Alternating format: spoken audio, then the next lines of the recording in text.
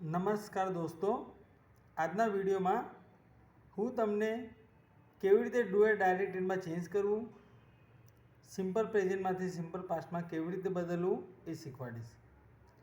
તો એક્ઝામમાં માર્ક્સ લાવવા માટે અંગ્રેજી વાક્યનું ગુજરાતી કરવું જરૂરી છે. મેં તમને અગાઉ સિમ્પલ પ્રેઝન્ટ અને સિમ્પલ પાસ્ટ ટેન્સ મતલબ સાદો વર્તમાનકાળ અને સાદો ભૂતકાળ શીખવાડ્યું. હવે આપણે કેવી રીતે ડુ એ ડાયરેક્ટેડમાં ચેન્જ કરીશું એના વિશે ભણીશું. ડુ એઝ ડાયરેક્ટેડ એક્ઝામમાં લખેલું હોય છે, જેનો મતલબ થાય છે સૂચવા પ્રમાણે કરો. તો દોસ્તો, આ ફકરો જે તમારે 2 કે 3 માર્કનો પૂછાય છે એની અંદર 3 કે 4 સેન્ટેન્સ હોય છે. હવે ડુ એ ડાયરેક્ટેડમાં એવું પણ હોય છે ચેન્જ ધ જેન્ડર, જાતિ બદલો પુલ્લિંગ અને સ્ત્રીલિંગ. જે પુરુષ બતાવતા શબ્દો હોય તે આપણે સ્ત્રીલિંગ, સ્ત્રી બતાવતા શબ્દોમાં ચેન્જ કરવું, જે મેં તમને અગાઉ મેસ્ક્યુલાઇન નર જાતિ અને ફેમિનાઇન નારી જાતિમાં શીખવાડ્યું હતું. ત્યારબાદ સિંગ્યુલર, પ્લુરલ, એકવચન, બહુવચન પણ પૂછાઈ શકે છે. અને અહીંયા આપણે ટેન્સમાં પરિવર્તન કર્યું છે, એટલે સાદા વર્તમાન કાળમાંથી સાદા ભૂતકાળમાં ચેન્જ કર્યું છે. એક્ટિવ અને પેસિવનો ફકરો પણ પૂછાય છે. તો આપણે એના વિશે ફ્યુચરમાં નવો વિડીયો બનાવીશ. એ વિડીયોમાં તમને એક્ટિવ પેસિવ કેવી રીતે બને છે એ તમને શીખવા મળશે. So first sentence, Mayur likes to draw the nature. Mayur likes to draw the nature. મયુરને કુદરતને દોરવું ગમે છે. તો અહીંયા તમે દોસ્તો જોઈ શકો છો લાઇક્સ આપેલું છે. લાઇક્સ એટલે સાદો વર્તમાન કાળ. તો હવે આપણે આન્સર કરીશું.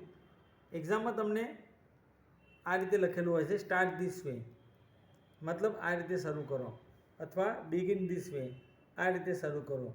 બિગિન એટલે પણ શરૂ કરવું. હવે આપણને શું કર્યું છે, અહીંયા મયુર પછી લાઇકડ કર્યું છે, એટલે કે અહીંયા આપણે લાઇક શબ્દ છે ત્યાં આપણે થઈ ગયું લાઇકડ, મતલબ સાદો ભૂતકાળ છે. તો આખો ફકરો જે 4 વાક્યો આપ્યા છે કે 3 વાક્યો, એની અંદર તમારે યાદ રાખવાનું ખાલી ક્રિયાપદ બદલવાનું, ફક્ત ક્રિયાપદ બદલવું. ક્રિયાપદ બદલશો એટલે આખો ટેન્સ બદલાઈ જશે. તો આન્સર બનશે Mayur liked to draw the nature. તો લાઇકનું કર્યું liked. Second sentence, he brings papers, તે પેપરો લાવે છે.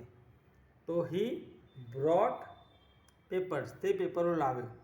તો અહીંયા તમે દોસ્તો જોઈ શકો છો બ્રિંગ્સનું કર્યું બ્રોટ. ત્યારબાદ આપી છે સીઝર્સ. સીઝર્સ એટલે કાતર, ઇન્વેરે છે.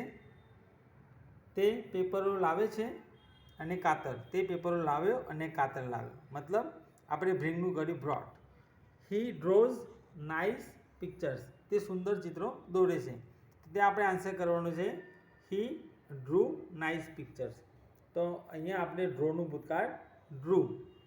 તો આ સેન્ટેન્સમાં દોસ્તો તમે જોયું ફક્ત ક્રિયાપદ બદલવાથી સાદા વર્તમાન કાળમાંથી સાદો ભૂતકાળ બદલાય છે.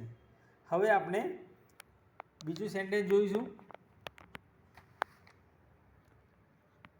તો બીજા સેન્ટેન્સ જે આપેલું છે એ gardener cleans the garden. Gardener એટલે માળી, બરાબર. તો ગાર્ડન સાફ કરે એને ગાર્ડનર કહેવાય. ગાર્ડનર બગીચો સાફ કરે છે. તો અહીંયા દોસ્તો ક્લીન્સ આપ્યું છે. તો જો આવા ક્રિયાપદો હોય, ક્લીન, બરાબર, ક્લીન, આસ્ક, વિઝિટ, સેલિબ્રેટ, તો એની પાસે ઈડી લગાડવું. એસ અને ઈએસ કાઢીને ઈડી લગાડવું, મતલબ ગાર્ડનર ક્લીન્ડ ધ ગાર્ડન. ક્લીનનું થશે ક્લીન્ડ. ત્યારબાદ હી કીપ્સ ધ પ્લાન્ટ્સ, તે પ્લાન્ટને રાખે છે ફ્રેશ, મતલબ તે છોડને તાજો રાખે છે. તો જે પ્લાન્ટ છે એને છોડ કહેવાય, એને તાજા રાખે છે. તો અહીંયા આપણે કીપ્સ આપી છે. તો તમે યાદ કરો કીપનું ભૂતકાળ કેપ્ટ, જે મેં તમને અગાઉના સેન્ટેન્સમાં શીખવાડ્યું હતું. He also waters the plants, તે છોડને પાણી પાય છે. તો અહીંયા વોટર્સ આપ્યું છે, એટલે કે પીવડાવવું, પાણી પાવું. તો દોસ્તો આપણે આન્સર કરવાનો છે હી ઓલ્સો વોટર્ડ. વોટર્સનું થશે વોટર્ડ. તો દોસ્તો આપણે આ સેન્ટેન્સમાં કેવી રીતે ડુ એ ડાયરેક્ટ ટેન્સમાં ચેન્જ કર્યું, સિમ્પલ પ્રેઝન્ટમાંથી સિમ્પલ પાસ્ટમાં. So if you like my video actually and by heart, I hope you share my video to your friends, to your classmates. તો તમને વિડીયો ગમે તો તમારા દોસ્તોને શેર કરો અને નેક્સ્ટ વિડીયો માટે કીપ વેઇટિંગ, રાહ જોતા રહો. મારા દરેક વિડીયોમાં તમને નવા નવા સેન્ટેન્સ એક્ઝામ્પલ સાથે ગુજરાતી મિનિંગ સાથે જોવા મળશે.